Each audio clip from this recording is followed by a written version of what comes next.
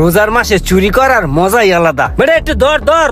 এই রুমান্নের মতন ফাজিল আমি আমার জীবনে দেখিনি। কেউ যদি দেয় ইজ্জত থাকতো না। হে বেটা নাম। খারা নামতাছি। কই দে জিনিসটি। কিরে মামা, তুই এই রোজার দিনে ওপেনে গাছ এখন খাড়ায় খাড়ায় চুরি করে আলালি? এই বেটা, গাছের ফল কোনো চুরি করা যায় বেটা? গাছের ফলটা পাইকা যাইতেছে, পরে যাবো দুদিন পরে। হেডারে নিয়ে খাইতেছি, উপকার করতেছি না পরিবেশের। নাহলে তো এটা পচা গন্ধ ছড়াইবো, পরিবেশ দূষণ হইবো বেটা। তুই খাবি নে দর খা। না বেটা, আমি রোজা। তুই রোজা রাখস নাই? রোজা রাখছিলাম, কিন্তু সকালবেলা ওয়াশরুমে গেছি। ওয়াশরুমের তো বেরোনোর পর পেটটা খালি হয়ে গেছে। তারপরে এক গামলা ভাত খাইছি, রোজাটা ভাঙিয়া গেছে। এখন যা পাই তাই খাই।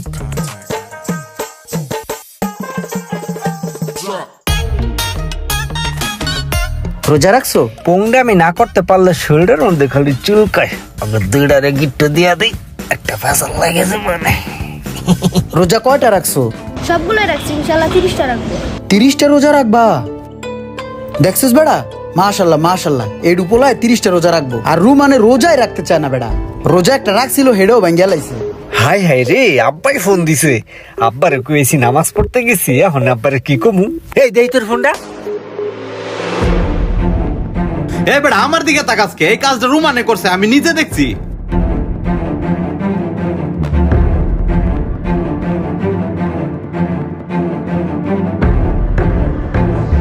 হ্যালো, আসসালামু আলাইকুম আব্বা।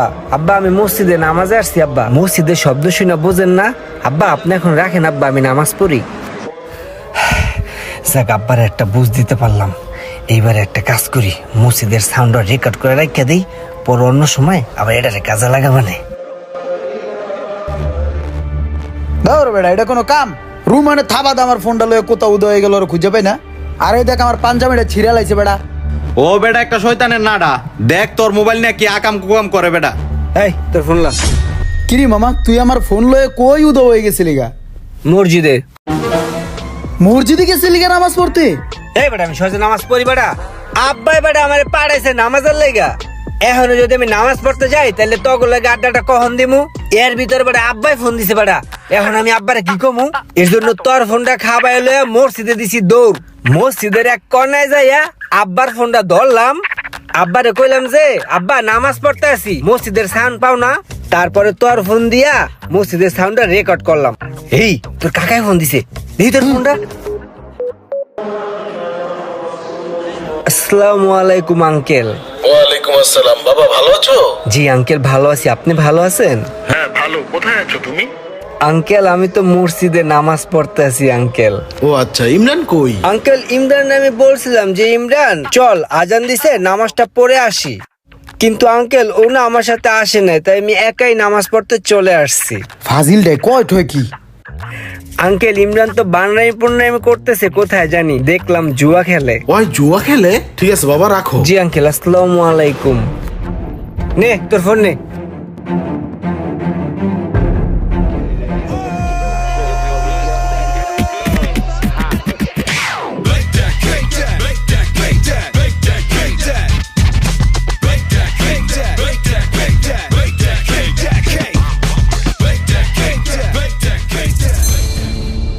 আসসালামু আলাইকুম ওয়া রাহমাতুল্লাহি ওয়া বারাকাতুহু। কেমন আছেন আঙ্কেল? শরীরটা ভালো আপনার? ওয়ালাইকুম আসসালাম। বাবা শরীরটা ভালো আছে। ওই ফাজিল দেখ কিছু হিক। দেখছস কত নম্র ভদ্র। তুই তো একটা শয়তানের খারা জিলকি। তুই তো সালাম দিলি না, ওই ঠিকই আগে সালাম দিয়া লাইলো বেয়াদব।